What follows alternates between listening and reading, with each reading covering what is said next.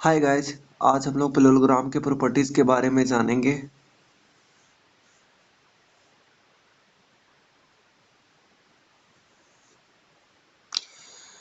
Parallelogram का पहला property है अपोजिट साइड पैरेलल होगा।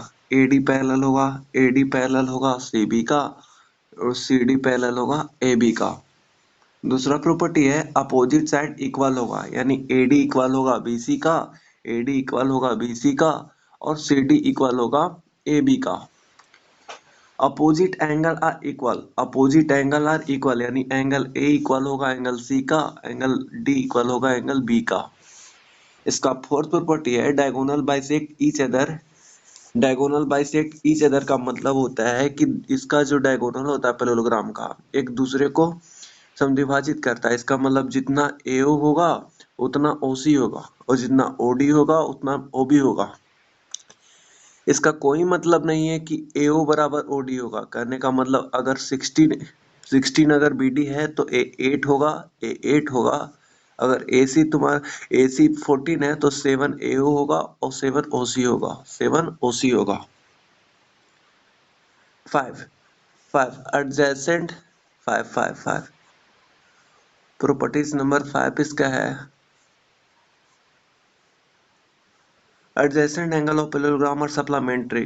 एडजेसेंट एंगल यानी एंगल ए, यानी एंगल ए और एंगल डी, यानी angle A plus D, angle A plus D, angle D, angle A plus B, angle B plus C, angle C plus D equal to 180 के बराबर होगा। क्यों होगा? क्योंकि ये दोनों लाइन पैरेलल है और ये दोनों यानी कि CD और AB पैरेलल हो जाएगा और ट्रांसवर्सल का काम करेगा AD, और CD और AB पैरेलल होगा, ट्रांसवर्सल का काम करेगा BC। इस तरह AD और BC पैरेलल लाइन है और ट्रांसवर्सल का काम AB कर रहा है और ट्रांसवर्सल का काम CD कर रहा है। इसलिए दोनों लाइन एलाइड एंगल से या को इंटीरियर एंगल के कारण एडजेसेंट एंगल पैरेललोग्राम का 4 पेयर होता है और चारों का चारों सप्लीमेंट्री होगा, यानी angle A plus B, angle B plus C, angle C plus D और एंगल D प्लस A 180 के बराबर होगा।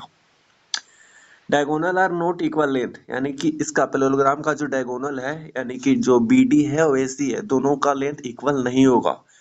BD not equal to AC। 7 diagonal do not bisect vertex angle, यानी जो पैरेललोग्राम का डायगोनल है वो वर्टेक्स एंगल को नहीं बांटता है। इसका मतलब ए है कि अगर ए एंगल इसके तो बराबर होगा, ए एंगल यानी कि एंगल DOA इक्वल हो जाएगा एंगल OCB का और एंगल DCO इक्वल हो जाएगा एंगल OAB का। पर इसका ए मतलब नहीं है कि अगर मान लीजिए अगर ये 60 है तो ए 30 होगा और ए 30 होगा, ये नहीं हो सकता है। अगर मान लीजिए 40 है तो ए 60 है तो ए 60 होगा, ठीक है। पर ए 30 है, ए 30 है, ये नहीं हो सकता। नहीं समझ में आया बात? फिर से देखते हैं।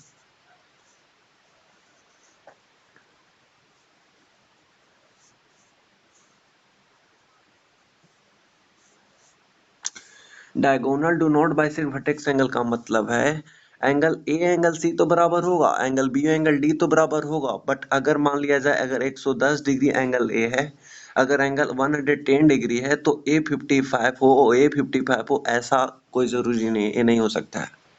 उसी तरह एंगल डी है तो ये दोनों आपस में बराबर नहीं होगा। हाँ, एंगल डी एंगल बी के इक्वल होगा, एंगल ए एंगल सी के इक्वल होगा, पर जितना एंगल OAB हो उतना ही एंगल OAD हो, ये कोई जरूरी नहीं है, ऐसा होता नहीं है, ठीक है। इसका नेक्स्ट प्रॉपर्टी है कि line joining the mid point of the adjacent side of a parallelogram form a parallelogram, यानी कि अगर हम कोई पैरेललोग्राम के मिड पॉइंट को चारों साइड के मिड पॉइंट को जब मिलाते हैं तो अंदर का जो क्वाड्रिलेटरल फॉर्म होता है वो भी एक पैरेललोग्राम होता है। ये भी क्या होगा? एक पैरेललोग्राम होगा। Line joining the mid point of the adjacent side of a parallelogram form a parallelogram.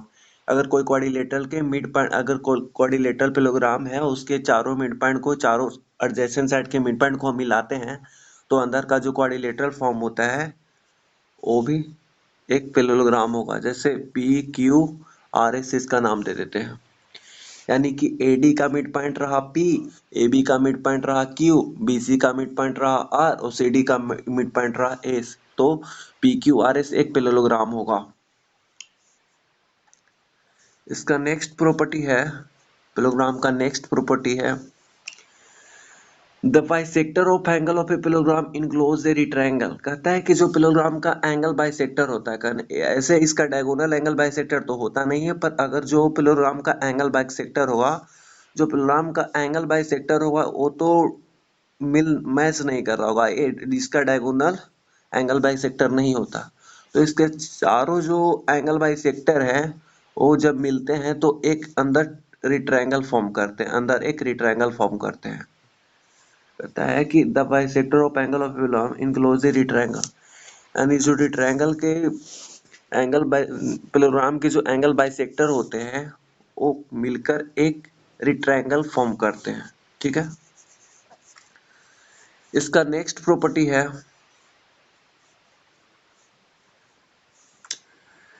Area of parallelogram base into height.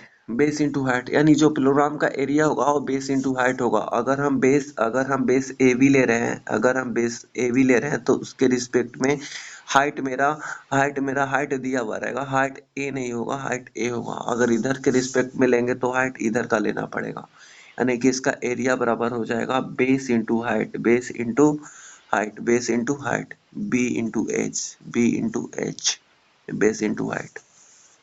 ठीक है,